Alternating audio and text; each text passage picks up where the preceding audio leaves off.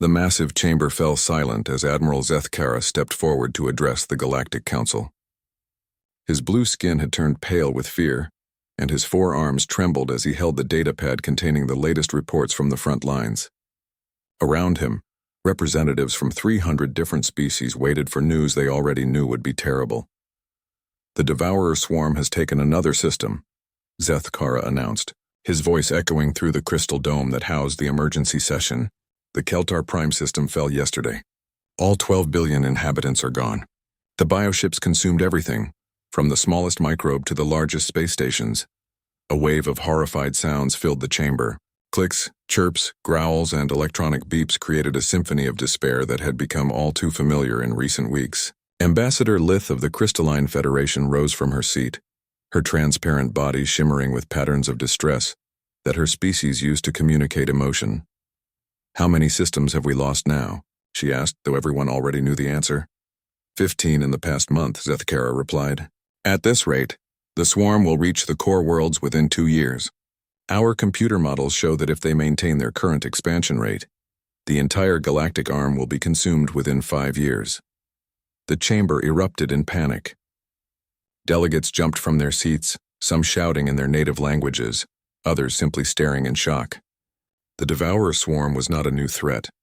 Ancient records spoke of them as the nightmare that had driven civilization to the edge of extinction thousands of years ago.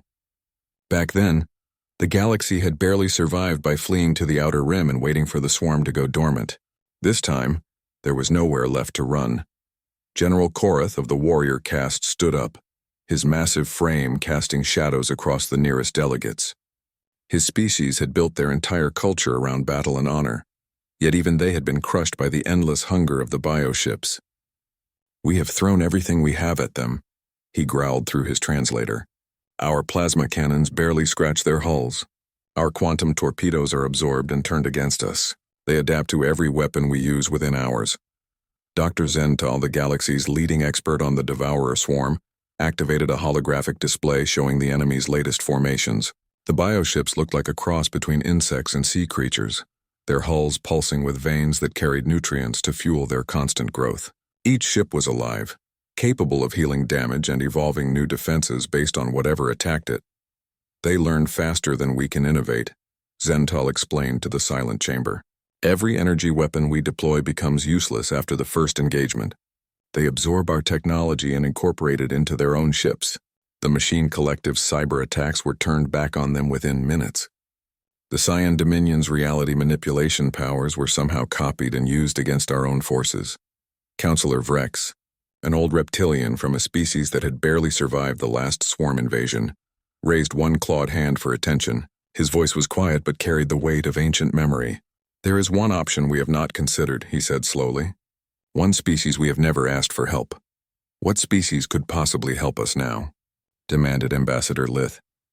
"Every major civilization in the galaxy has already committed their forces. The combined fleet represents the greatest military power in recorded history, and we are still losing." Vrex's scaled face showed what might have been a bitter smile. "The humans," he said simply. The chamber fell completely silent. For a moment, the only sound was the gentle hum of the life support systems. Then the silence exploded into laughter, angry shouts, and sounds of disbelief from hundreds of different species. "Humans?" General Korath's voice carried a note of incredulous anger. "Those primitives who have not even left their home system? They still use chemical rockets and metal projectiles. Their most advanced weapons are crude nuclear devices that barely qualify as proper technology. They are a Type 1 civilization at best," added Dr. Zental. "They have not mastered fusion power. They cannot manipulate gravity. And their fastest ships take months to travel between planets in their own system. What could they possibly offer against an enemy that has defeated plasma weaponry and quantum shields?" Vrex waited for the laughter to die down before responding. His ancient eyes held memories that most of the younger delegates had only read about in history files. "I have studied the humans for many years," he said quietly. "They are indeed primitive by our standards, but there is something unique about them that no other species in the galaxy possesses." "And what would that be?" asked Ambassador Lythe, her tone making it clear she thought this was a waste of precious time. "They are the only species to achieve spaceflight while still actively at war with themselves," Vrex replied. Every other civilization in this chamber developed peaceful space travel as part of their natural evolution toward unity and harmony. The humans reached the stars while simultaneously perfecting the art of killing each other. The chamber grew quiet again, but this time the silence carried a different quality. Several delegates began accessing their data systems, pulling up files on human civilization that most had dismissed as irrelevant decades ago. Their entire technological development has been focused on warfare, Vrex continued. While we built elegant ships designed for exploration and trade, they built vessels designed to destroy enemy targets. While we developed energy weapons as tools of precision and efficiency, they created kinetic weapons designed for maximum destruction.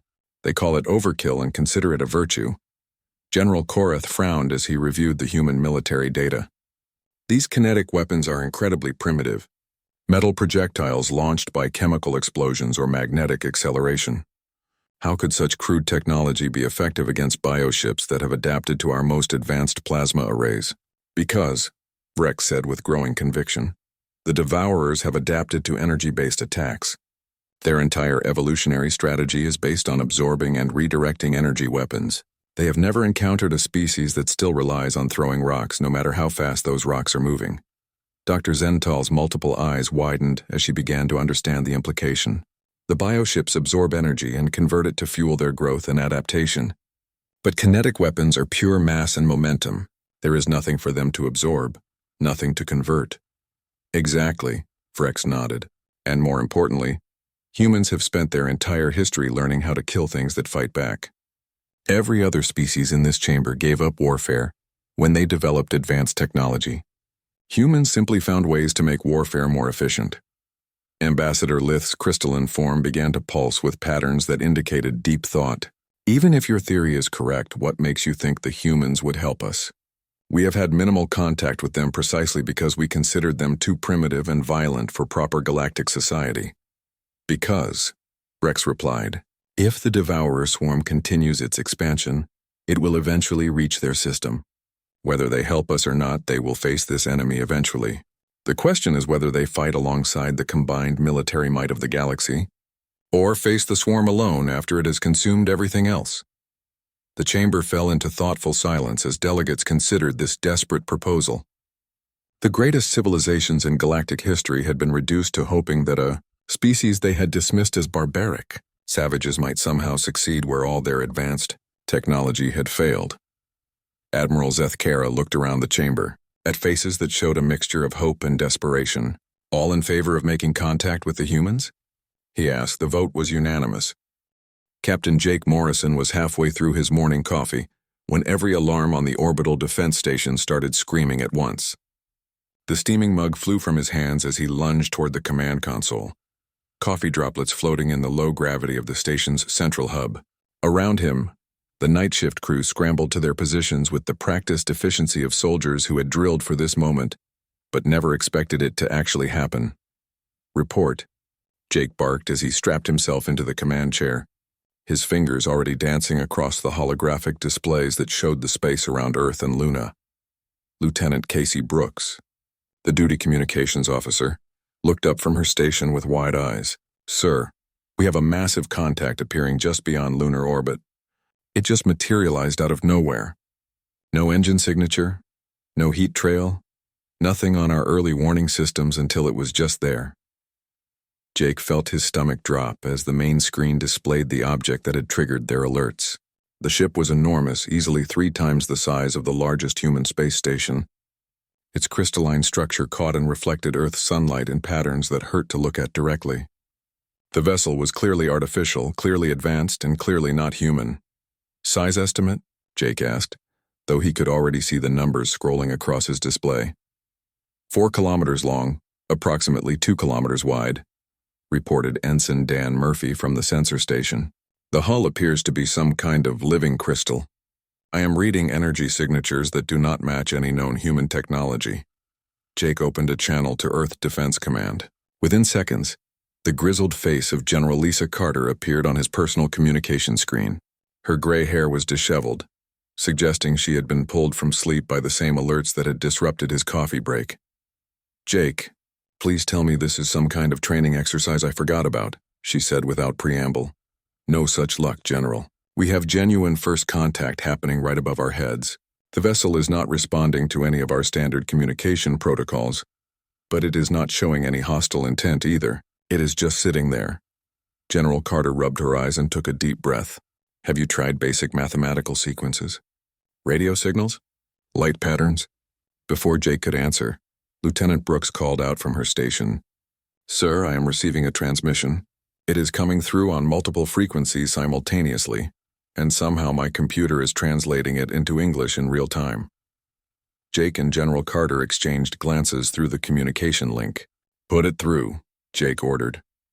The voice that filled the station's command center was clearly artificial, but it carried subtle inflections that suggested advanced programming designed to make humans comfortable. Greetings, inhabitants of the third planet of the Sol system. I am Ambassador Lith of the Crystalline Federation, speaking on behalf of the Galactic Council. We request permission to establish communication with your leadership regarding a matter of mutual survival.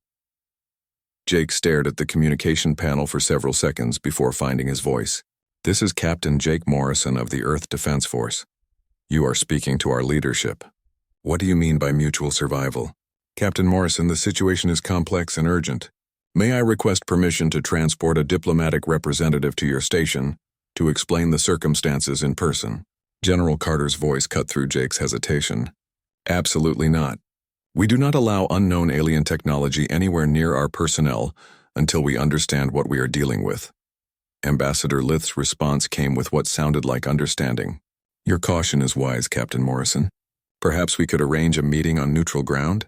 We have the capability to establish a temporary habitat in the space between our vessels, where our representatives could meet safely.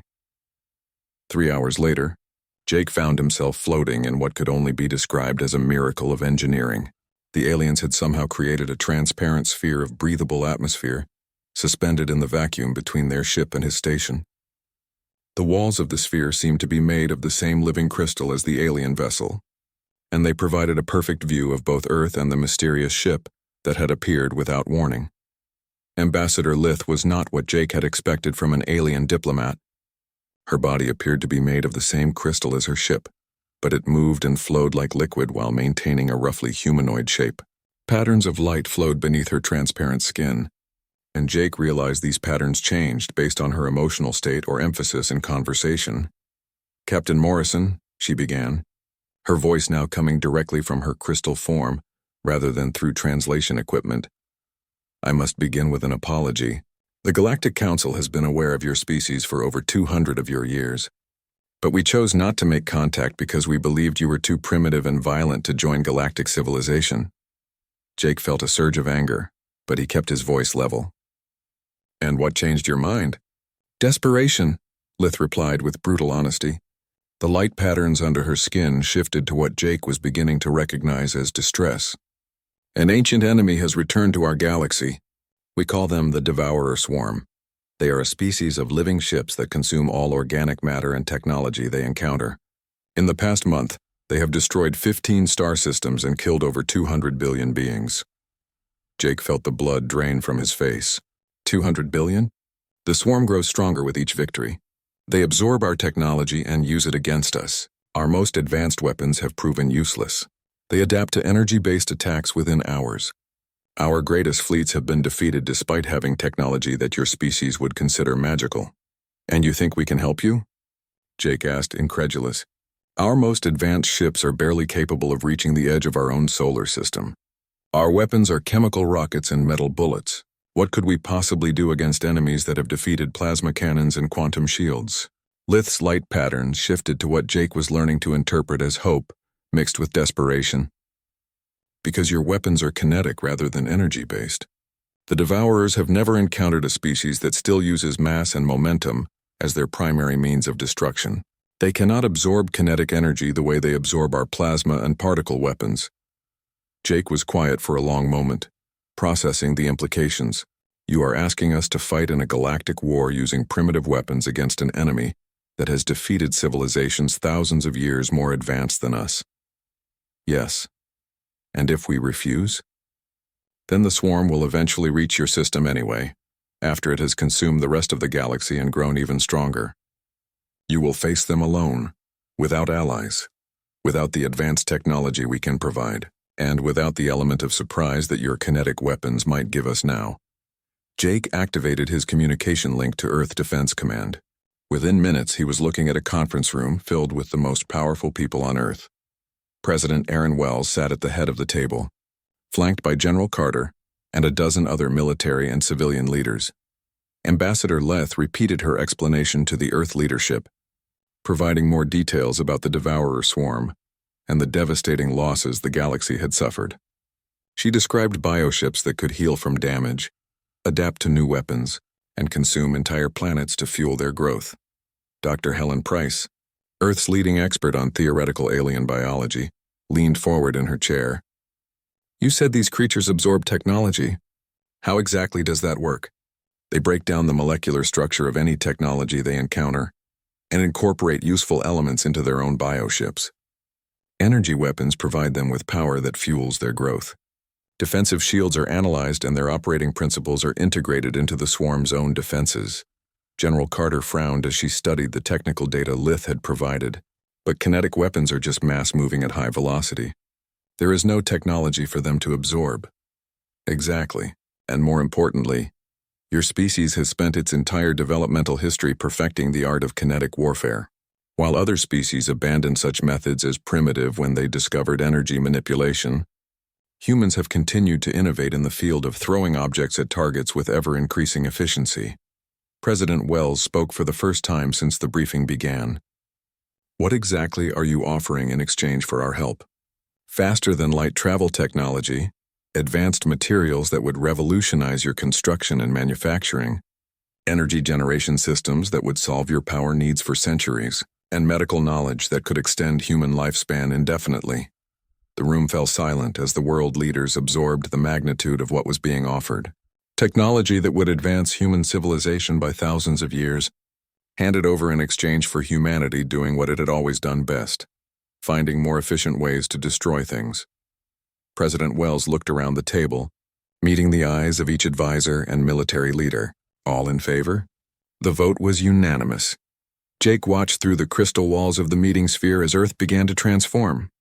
Within hours of the agreement, alien ships appeared throughout the solar system.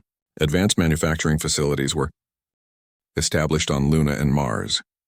Human engineers worked alongside alien technicians to retrofit Earth's military wit. The transformation of Earth began at dawn, the day after the agreement was signed.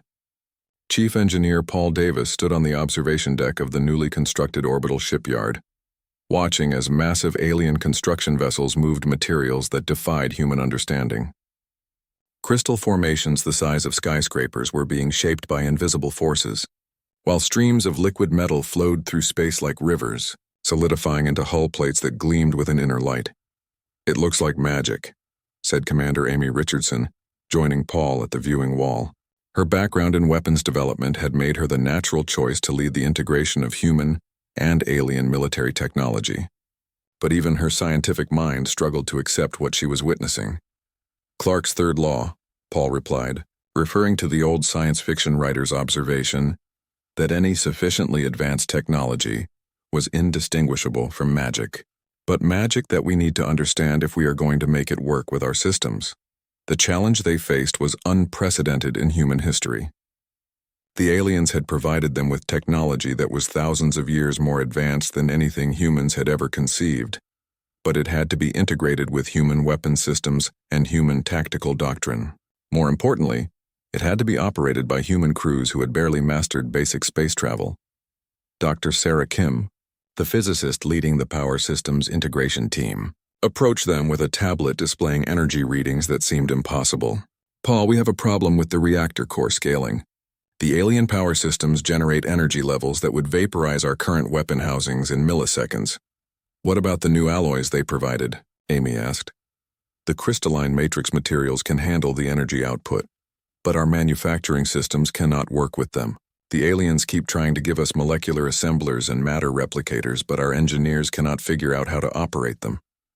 Paul nodded, having expected this problem. So we do it the human way. We build hybrid systems, use their power cores with our manufacturing techniques, make the alien technology work with human engineering principles. instead of trying to become alien engineers. Overnight, this philosophy became the foundation of what historians would later call the Sol retrofit program. Instead of trying to copy alien technology exactly, human engineers took the alien components and integrated them into designs that humans could understand, maintain, and operate effectively. The results were unlike anything the galaxy had ever seen. Human railguns powered by alien energy cores could accelerate tungsten rods to significant fractions of light speed. The projectiles carried so much kinetic energy that they could punch through asteroids and keep going. Nuclear warheads enhanced with alien materials that amplified the fusion reaction became planet crackers capable of shattering moons. Admiral Susan Blake, recently promoted to command the newly formed Human Expeditionary Fleet, stood in the construction bay where the flagship was taking shape. The UES Defiance was a monument to human engineering philosophy. If something was worth doing, it was worth overdoing. How many weapon systems are we mounting on this thing? She asked Lieutenant Commander Pete Johnson, who had been assigned as her chief weapons officer. Pete consulted his tablet, scrolling through lists of armaments that would have made pre-contact human militaries weep with envy. Primary armament consists of 12 super-heavy railguns capable of firing once every 3 seconds. Secondary armament includes 48 nuclear missile launchers, each loaded with enhanced fusion warheads. Tertiary systems include close defense particle beam arrays for point defense and what the development team is calling the kinetic storm system. What does the kinetic storm system do? It fires several thousand tungsten ball bearings simultaneously in a spreader pattern. The alien engineers called it inefficient and wasteful.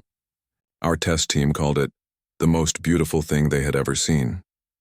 The alien observers were indeed having difficulty understanding human military philosophy.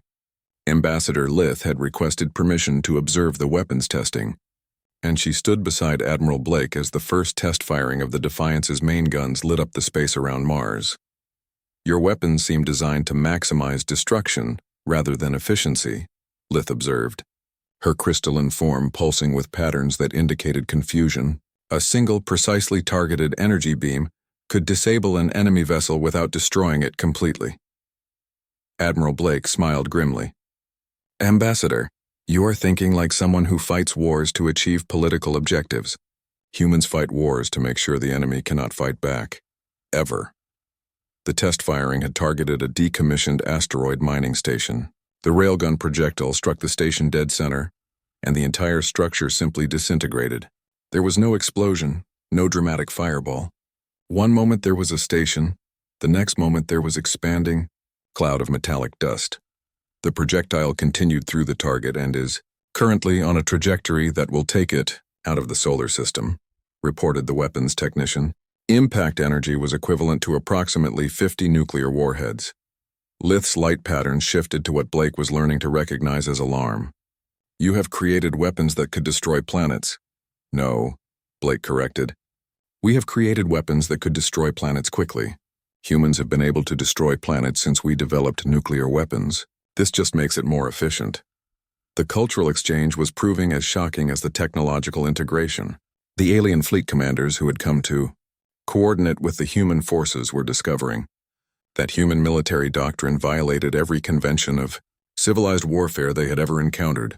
General Robert Hayes, the terrestrial commander overseeing the training programs, was conducting a joint briefing with Keltharian Admiral Krexhan when the fundamental differences became clear.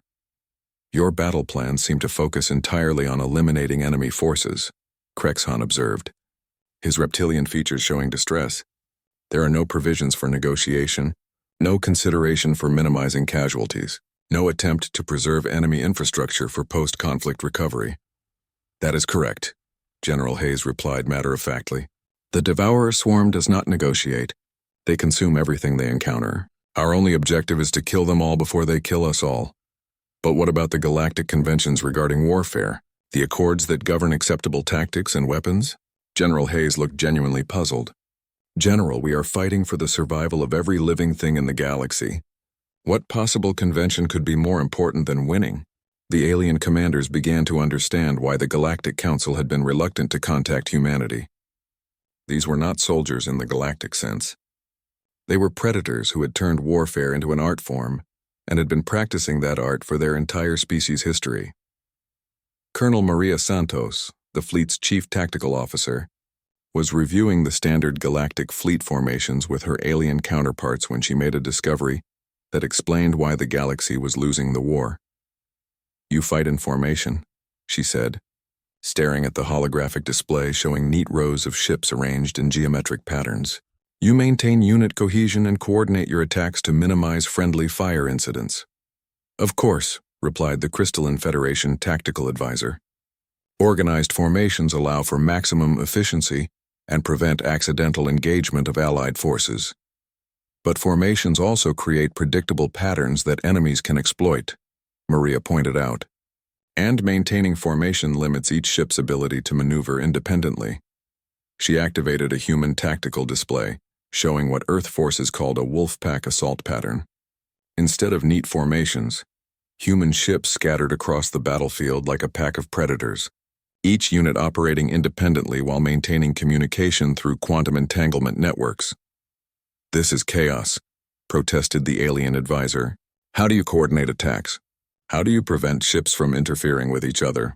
"We do not coordinate attacks in the traditional sense," Maria explained. "Each ship captain is trained to identify targets of opportunity and engage immediately. If two ships target the same enemy, that enemy dies faster. We call it overkill, and we consider it a feature, not a bug." The aliens were beginning to realize that they had not recruited allies in the traditional sense. They had recruited a species that approached warfare from a completely different evolutionary background. While galactic civilizations had developed military doctrine based on minimizing conflict and preserving life, humans had developed military doctrine based on ending conflicts as quickly and decisively as possible. Captain Ben Taylor, commander of the assault frigate Retribution, summed up the human philosophy during a joint training exercise. "The aliens fight like they are playing a game with rules. We fight like we are trying to survive. The difference is that when you are fighting for survival, there are no rules except winning." The human expeditionary fleet began its final preparations as reports from the front lines grew more desperate. The Devourer swarm had accelerated its expansion, consuming 3 more systems in the past week. Time was running out, and the galaxy's last hope rested with a species that most civilize. The departure from Earth's solar system was unlike anything in human history. Admiral Susan Blake stood on the bridge of the UES Defiance, watching as her fleet of 200 human warships aligned themselves for their first faster-than-light jump.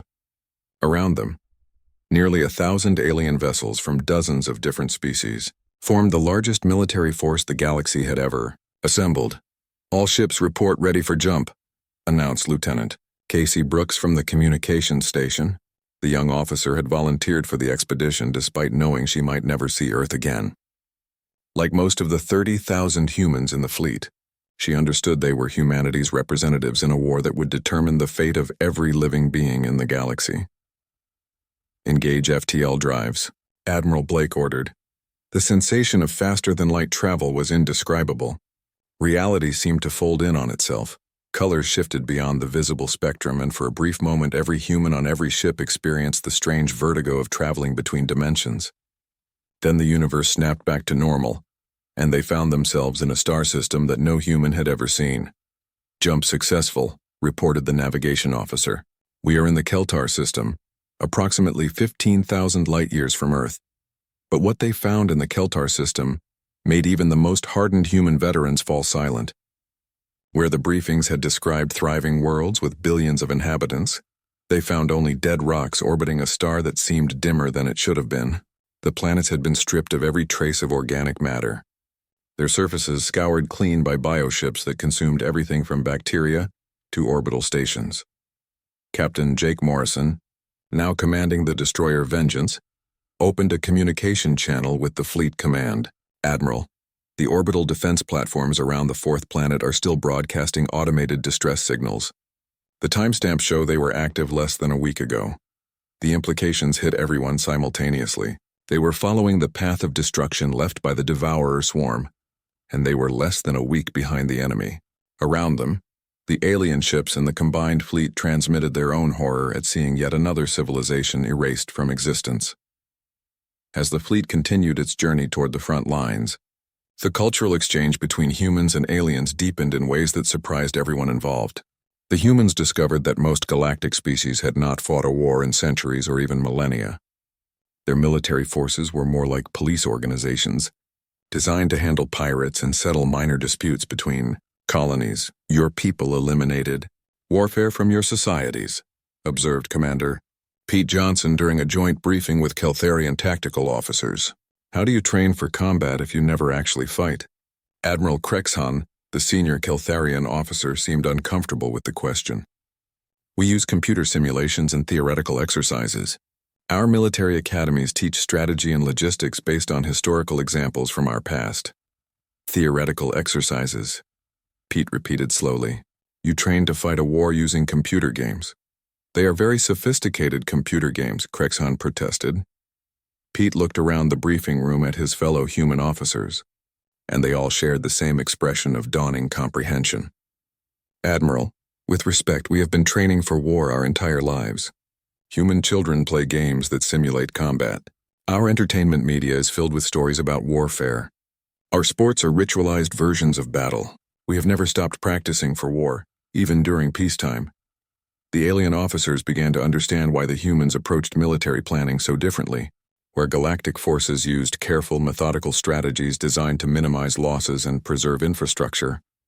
Humans planned for what they called total war scenarios, where the only objective was the complete destruction of enemy forces. Dr. Helen Price, who had joined the expedition as the chief xenobiologist, made an even more disturbing discovery during her analysis of the bioships they encountered in the dead systems.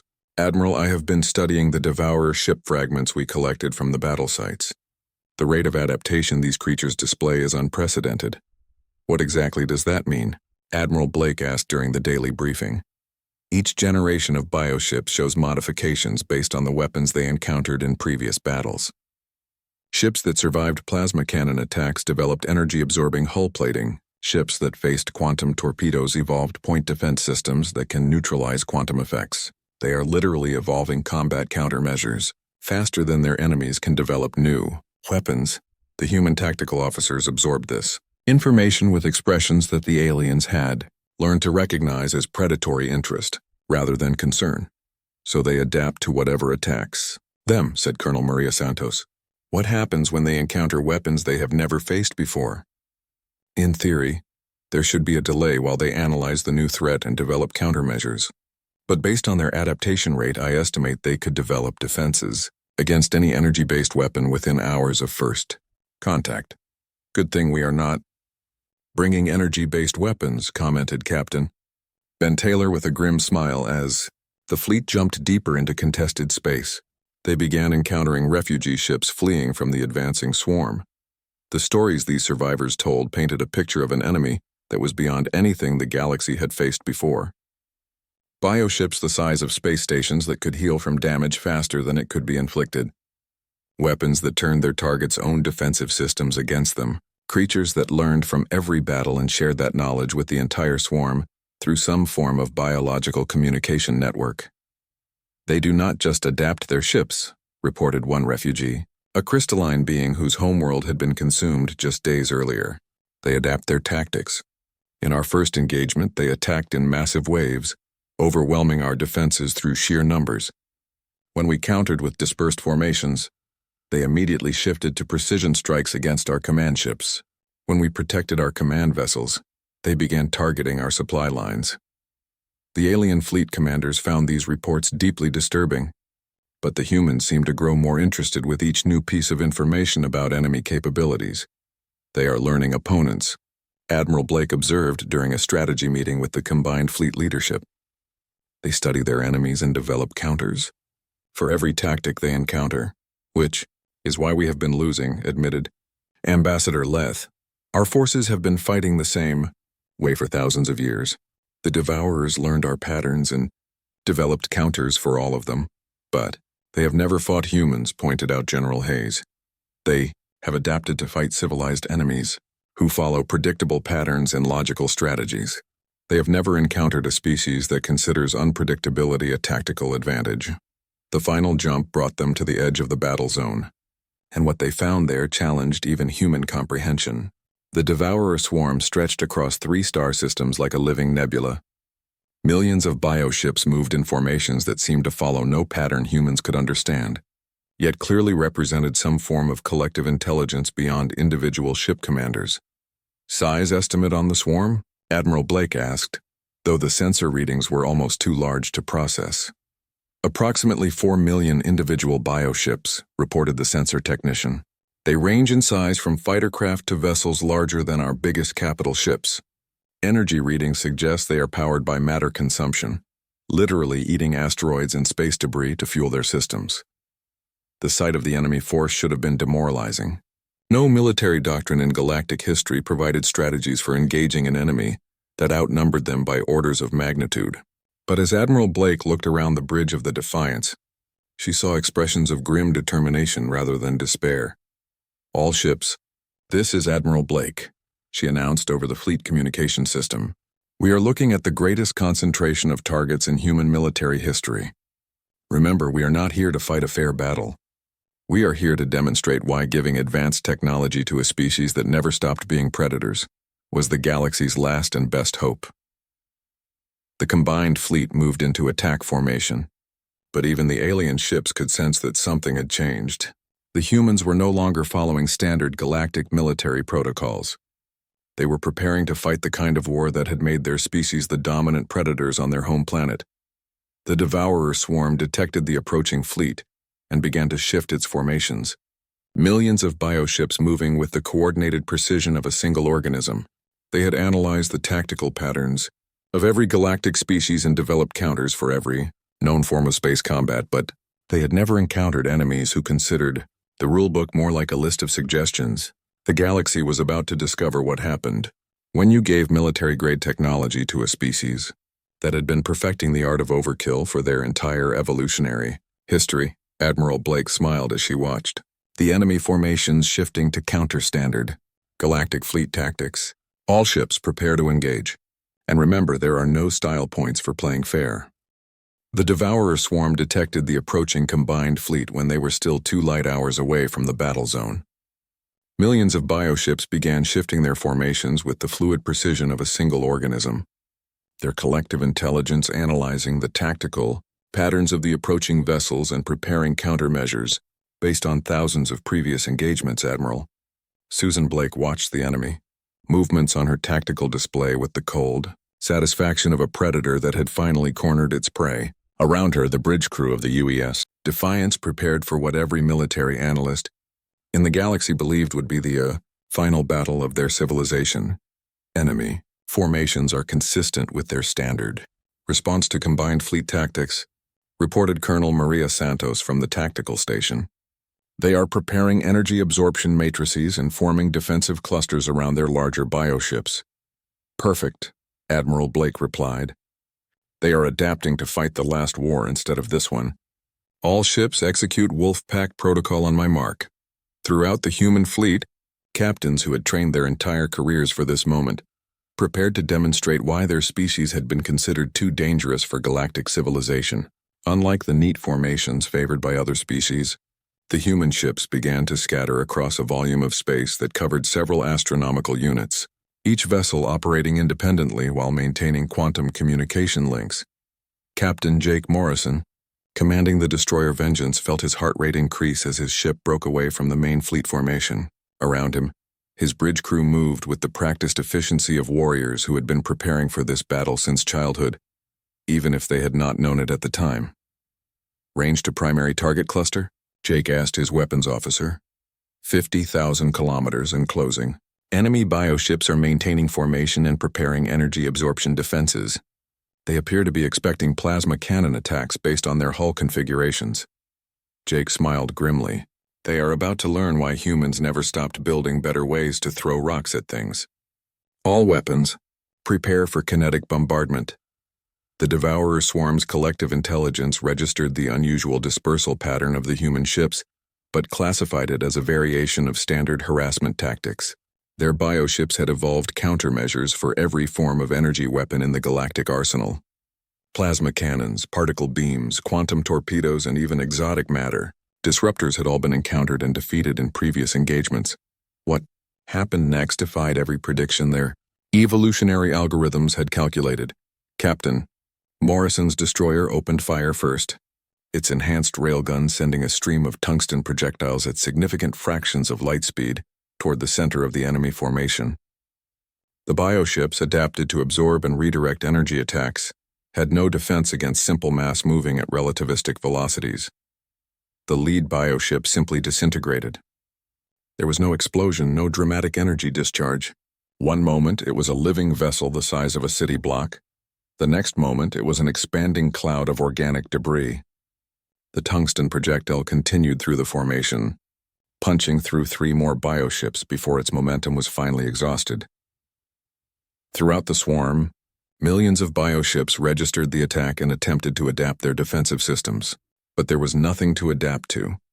Kinetic weapons were pure mass and momentum, with no energy signature to absorb and no technological system to analyze and counter. "Direct hit on primary target," reported the weapons officer aboard the Vengeance. Projectile achieved complete penetration of enemy hull. No signs of energy absorption or defensive adaptation. Jake opened a communication channel to the rest of the human fleet. "This is Morrison. Kinetic weapons are effective. Repeat, kinetic weapons are completely effective. The enemy has no countermeasures for mass-based attacks." Admiral Blake received confirmation, reports from dozens of human ships, as the initial bombardment tore through the outer edges of the swarm formation. Bioships that had survived direct hits from weapons that could crack planets were being destroyed by what galactic civilization considered primitive projectiles. "All ships, initiate Phase 2, Admiral Blake ordered. Time to show them what humans do with nuclear weapons when we are not worried about collateral damage." Commander Amy Richardson, aboard the missile frigate Devastation, had been waiting her entire career for this moment.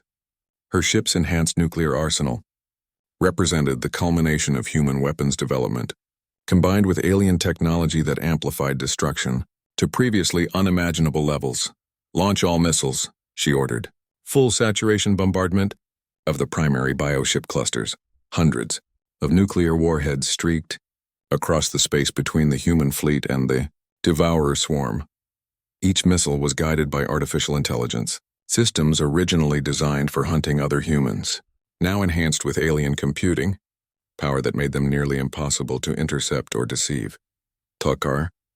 Swarm's collective intelligence registered the incoming missiles and attempted to activate their standard countermeasures. Energy-based point defense systems charged to full power, preparing to vaporize the warheads before they could detonate. Bioships that had evolved to absorb the energy from nuclear explosions moved to intercept the missiles, but the human nuclear weapons had been enhanced with alien materials that amplified the fusion reaction beyond anything the swarm had previously encountered. When the first warhead detonated in the center of a bioship cluster, the explosion released energy equivalent to a small star going nova. The shockwave from the enhanced nuclear detonation tore through the swarm formation like a hurricane through a forest. Bioships that had survived planetary bombardments were vaporized instantly. The energy release was so intense that it overwhelmed the swarm's absorption capabilities, causing cascade failures throughout their biological systems. "Nuclear strike successful," reported Commander Richardson as her tactical display showed the expanding fireball, consuming entire sections of the enemy formation. Estimated enemy casualties in the thousands. Detonation energy exceeded all predicted parameters. But the humans were not finished. As the swarm attempted to adapt to the kinetic and nuclear attacks, Admiral Blake initiated the final phase of what military historians would later call the Saul Gambit. "All ships, jettison alien technology and switch to backup systems," she ordered. Throughout the human fleet, advanced alien equipment was literally ejected into space as the ships switched to their original human-built systems. Chemical rockets, magnetic accelerators, and weapons that barely qualified as space-age technology by galactic standards suddenly filled the battlefield. The Devourer swarm's collective intelligence experienced something that could only be described as confusion. Their evolutionary algorithms had analyzed the human weapons and begun developing countermeasures for kinetic and nuclear attacks. But suddenly the enemy fleet was using completely different technology, with entirely different characteristics. Captain Ben Taylor, commanding the assault frigate Retribution, engaged his ship's backup propulsion system, and felt the familiar acceleration of chemical rockets pushing his vessel toward the enemy formation. This is Taylor to all ships. Going old school. Time to show these biofreaks what humans can do with primitive technology and bad attitudes. The final assault was a masterpiece of controlled chaos that violated every principle of civilized warfare, human ships, now running on backup systems that the aliens had dismissed as obsolete, tore through the swarm formation like a pack of predators that had found wounded prey.